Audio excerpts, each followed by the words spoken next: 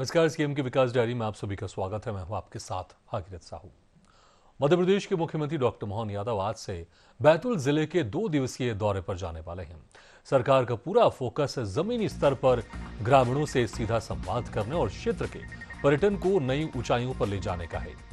मुख्यमंत्री आज शाम सतपुड़ा की वादियों में बसी हिल स्टेशन कुकरू पहुंचेंगे। वो वहां आयोजित होने वाली रात्रि चौपाल में ग्रामीणों की समस्याएं सुनेंगे और मौके पर ही अधिकारियों को दिशा निर्देश जारी करेंगे। आपको बता दें कि मुख्यमंत्री डॉक्टर मोहन यादव शाम करीब 6:30 बजे कुकरू के सनसेट पॉइंट पहुंचेंगे और प्राकृतिक सौंदर्य का अवलोकन करेंगे। इसके बाद ग्राम पंचायत कुकरू में रात्रि चौपाल शुरू होगी। चौपाल में सीएम लाडली बहना किसान सम्मान निधि, जल जीवन मिशन जैसी योजनाओं का फीडबैक लेंगे। ग्रामीणों की बिजली, पानी, सड़क और स्वास्थ्य से जुड़ी समस्याओं पर अफसरों से तुरंत जवाब तलब होगा। चौपाल के बाद स्थानीय आदिवासी नृत्य और लोक संस्कृति पर आधारित सांस्कृतिक कार्यक्रम में भी सीएम शिरकत करेंगे। वहीं दौरे के दूसरे दिन 28 जून की सुबह 6:30 बजे मुख्यमंत्री सनराइज और बुच पॉइंट पर मेडिटेशन करेंगे। 7 बजे स्वयं सहायता समूह की महिलाओं द्वारा संचालित home stay, coffee processing unit और हस्तशिल्प केंद्र का दौरा करेंगे। सुबह 7:30 बजे एक पेड़ मां के नाम अभियान के तहत पौधरोपण और कॉफी प्लांटेशन का निरीक्षण होगा। 10 बजे स्थानीय जनप्रतिनिधि, सरपंच और पंचायत सचिवों के साथ विकास कार्यों की समीक्षा करेंगे। 11 बजे प्रधानमंत्री नरेंद्र मोदी के मन की बात कार्यक्रम का ग्रामीणों के साथ सामूहिक श्रवण करेंगे। दोपहर 12:10 पर मुख्यमंत्री भोपाल रवाना होंगे। मुख्यमंत्री डॉक्टर मोहन यादव के ये दौरा गांव चलो अभियान की तर्ज पर है। सरकार इसे सुशासन और पर्यटन का डबल इंजन बता रही है।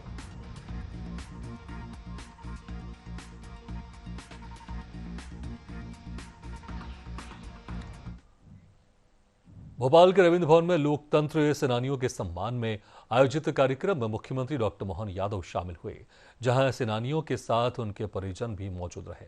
मुख्यमंत्री ने आपातकाल को भारतीय लोकतंत्र का सबसे कठिन दौर बताते हुए लोकतांत्रिक अधिकारों के दमन और विरोधियों की गिरफ्तारी का जिक्र किया।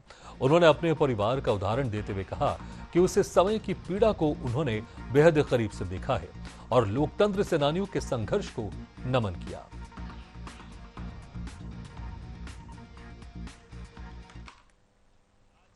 दौर से तुलना करते हुए हमारे माननीय कप्तान सिंह जी भाई साहब, माननीय महेंद्र सिंह जी भाई साहब, माननीय कैलाश सोनी जी, इस पूरे मंच के लिए एक बार जोरदार अभिनंदन। यहां से लेके वहां तक का सबका अभिनंदन और आपका सबका दोनों हाथ जोड़ के अभिनंदन करता हूं, आपको प्रणाम करता हूं।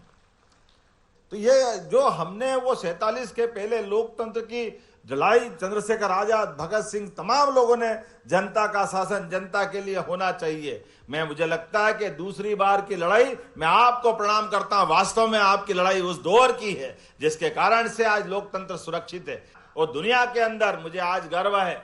देश की आबादी और लोकतंत्र के हिसाब से देखो तो दुनिया का सबसे बड़ा लोकतंत्र आज कोई है तो भारत है। मैं आप सबको बधाई देना चाहता हूं, जोरदार अभिनंदन, आपके संघर्ष को नमन। भोपाल के रविंद्र भवन में अंतर्राष्ट्रीय एमएसएमई दिवस पर सशक्त उद्यमी समृद्ध मध्य प्रदेश समिट का भव्य आयोजन हुआ, जिसका उद्घाटन मुख्यमंत्री डॉक्टर मोहन यादव ने किया। इस दौरान हजारों उद्यमियों की मौजूदगी में एमएसएमई प्रदर्शनी और ईज ऑफ डूइंग क्लिनिक की शुरुआत की गई। साथ ही हितग्राहियों को करोड़ों की आर्थिक सहायता भी दी गई।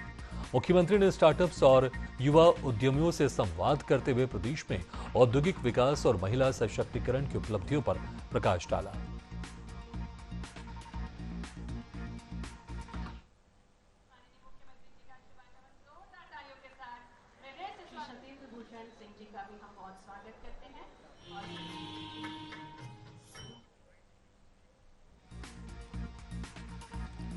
ग्लोबल इन्वेस्टर्स समिट भोपाल में शामिल हुए मध्य प्रदेश के मुख्यमंत्री डॉक्टर मोहन यादव। इस दौरान हजारों उद्यमियों की मौजूदगी में एमएसएमई प्रदर्शनी और ईज ऑफ डूइंग क्लिनिक की शुरुआत की गई। साथ ही हितग्राहियों को करोड़ों की आर्थिक सहायता भी दी गई। मुख्यमंत्री ने स्टार्टअप्स और युवा उद्यमियों से संवाद करते हुए प्रदेश में औद्योगिक विकास और महिला सशक्तिकरण की उपलब्धियों पर प्रकाश डाला।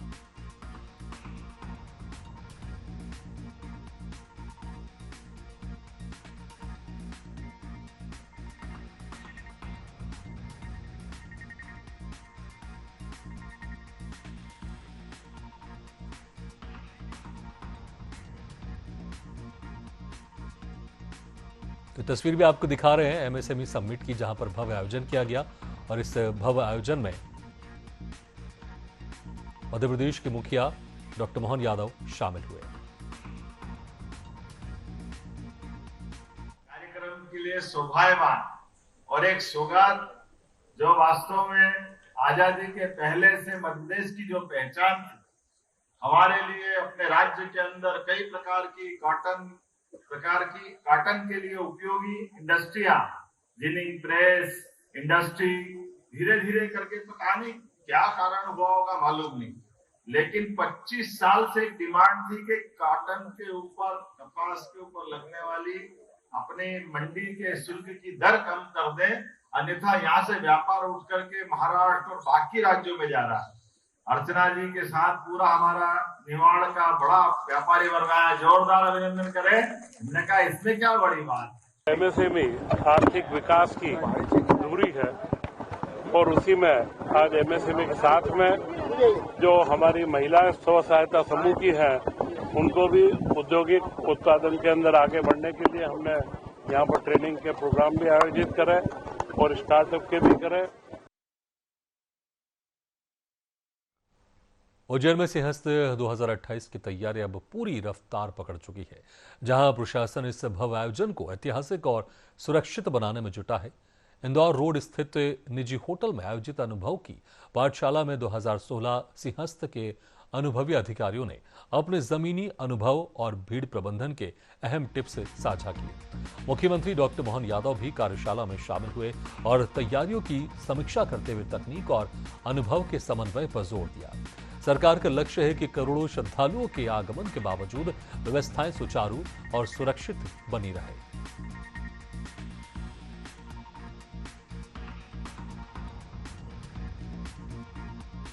सब सौभाग्यशाली हैं इस सभागार में मौजूद वर्तमान के और पूर्ववर्ती काल के सभी स्वनाम धन्य अलग अलग पदों पर रहकर। क्या वर्तमान का समय आया है जिसमें हम अपने धार्मिक पर्यटन तीर्थाटन को भी उस रूप में देखते हैं जिसके कारण से ये नगरियां अपने आप सबको लालायित करती है, अपने आप बुलाती है, क्योंकि ये सिंहस्थ हमारा आपका सबका है। लेकिन अब आप देखो उज्जैन का कितना समय बदल गया है।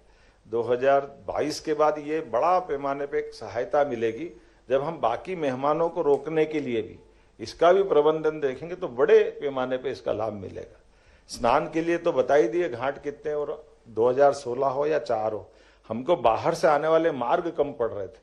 वहां से जो रोड की जो चौड़ाई थी, बड़े पैमाने पे दबाव बनता था, वो सारे दबाव इस बार भगवान की दया से अपने पास खत्म करने का प्रयास किया। कोई रोड ऐसा नहीं बच रहा है जिसको 4 लेन नहीं किया है, कोई रोड ऐसा नहीं जिसको चौड़ा नहीं किया। एक प्रयोग 2016 में किया था, उसका लाभ भी मिलेगा। उज्जैन में मुख्यमंत्री डॉक्टर मोहन यादव ने सिंहस्थ 2028 की तैयारियों को लेकर अहम बैठक और कार्यशाला का उद्घाटन किया। उन्होंने कहा कि यह आयोजन दुनिया का सबसे बड़ा धार्मिक मेला होगा, जिसमें करोड़ों श्रद्धालुओं के आने की संभावना है।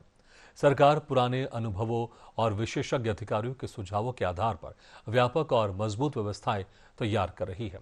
मुख्यमंत्री ने समयबद्ध योजना और प्रभावी क्रियान्वयन पर जोर देते हुए अधिकारियों को दिशा निर्देश दिए। मध्य प्रदेश सरकार का सबसे गौरवशाली पक्ष भी है।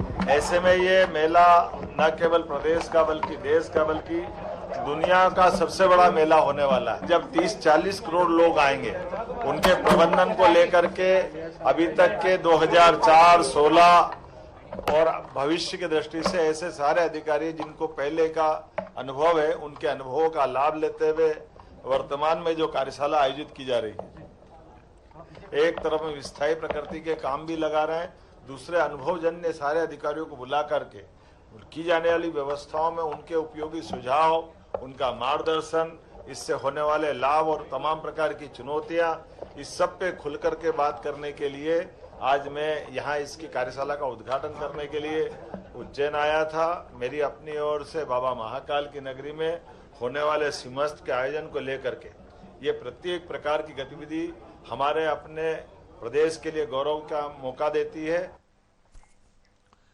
इसी के साथ सीएम के विकास डायरी में फिलहाल इतना, लेकिन खबरों का सिलसिला लगातार जारी, आप देखते रहिए एशियन न्यूज।